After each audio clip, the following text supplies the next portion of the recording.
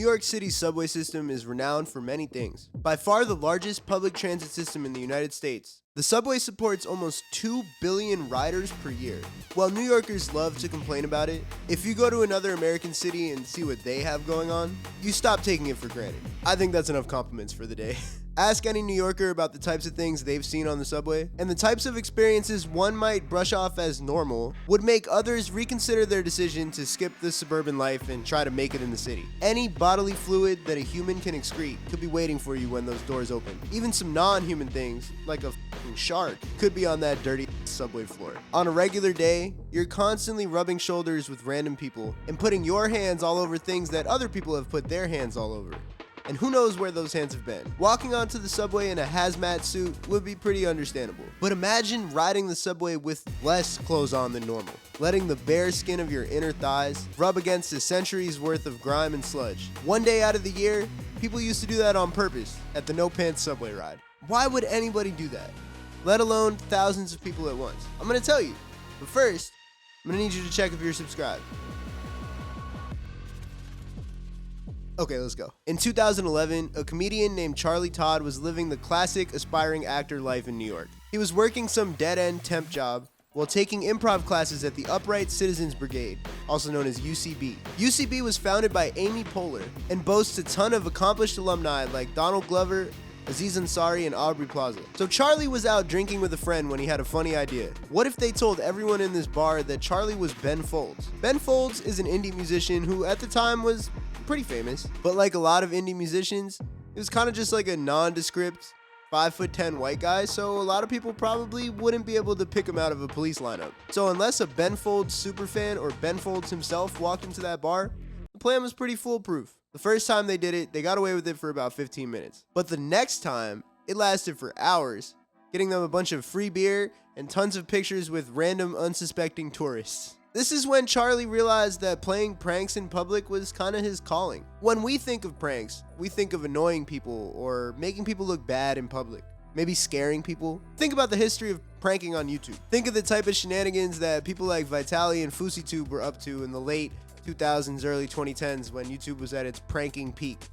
Think of all the fake stuff they had going on. It was like the WWE in here. The kind of pranks that Charlie organized, though, were a little bit different. In an interview with the in 2008, he made his goals with his pranks a little bit clearer. Someone once told me that what you're doing is giving other people anecdotes, he said. You don't regularly see things in New York that make you go, wow, that's awesome. You don't see humans interacting in a way that takes you off guard. It makes you smile.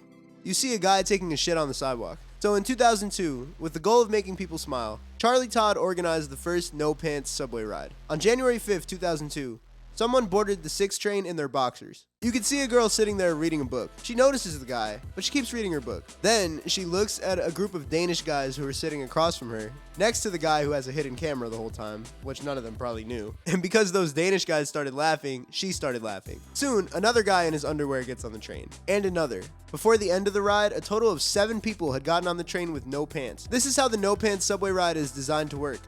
Gradually. If 50 people with no pants on get on the train, it would just be kind of weird and annoying. But the goal of the No Pants subway ride is to just kind of slightly confuse everybody with a foot in the door kind of effect. One person gets on, someone asks, hey, where are your pants? He's like, oh, I left them at home. Or maybe acts like he forgot them, or is like, oh my God, I'm not wearing pants. The whole point is just to act like it's kind of normal. And then as more and more people get on, the people who are bystanders, they go from being like, oh, there's one weird guy on this train, to being like, what's going on? This is really strange. Where are these people coming from?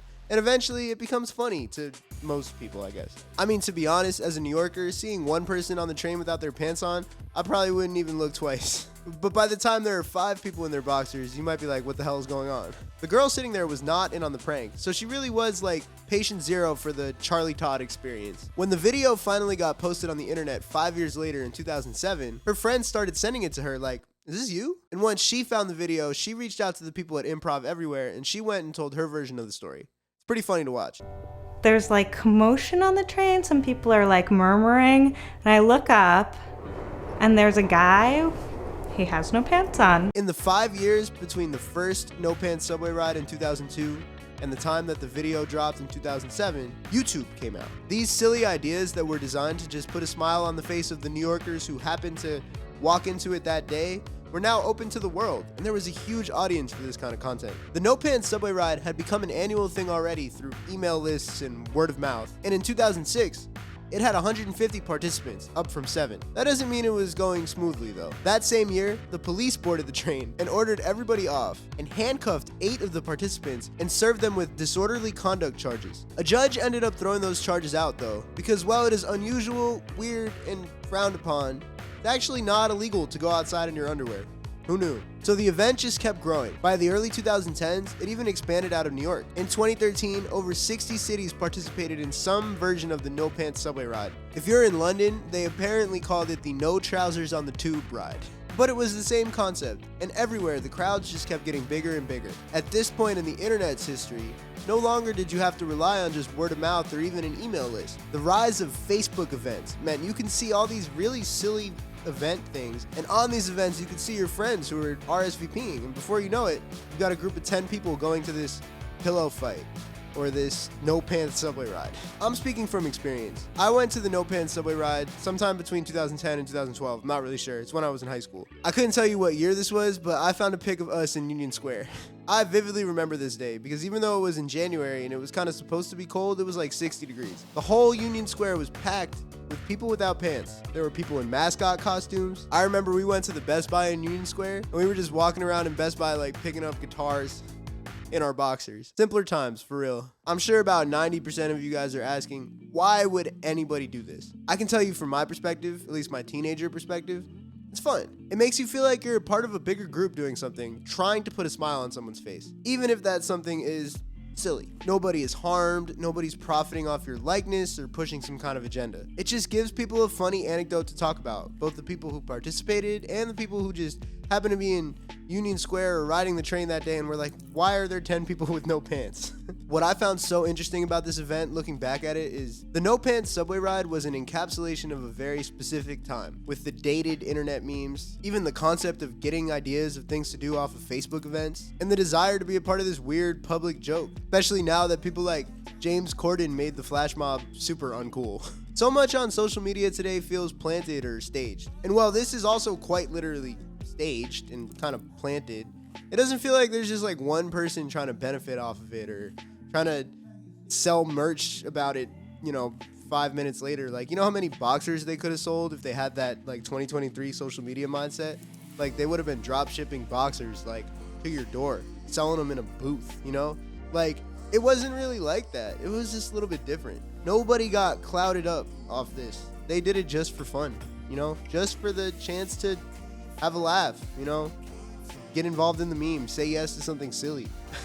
I feel like if it happened today, it would be sponsored by Celsius or Raycon or Raid Shadow Legends. If you see this and think, oh, it looks like a lot of fun, I would love to do this today, I've got some bad news for you. It's been canceled every year since the pandemic started. I can't speak for other cities or any other unofficial version of it, but from what I can tell in New York, I see no evidence that they're planning on bringing it back.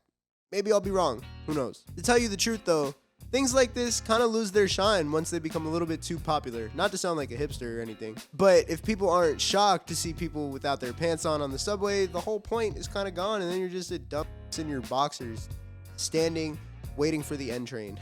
The good news I'd have for you is that, at least if you're in New York, you can probably just get on the subway right now with no pants and nobody would ask you any questions. You might not even be the only one.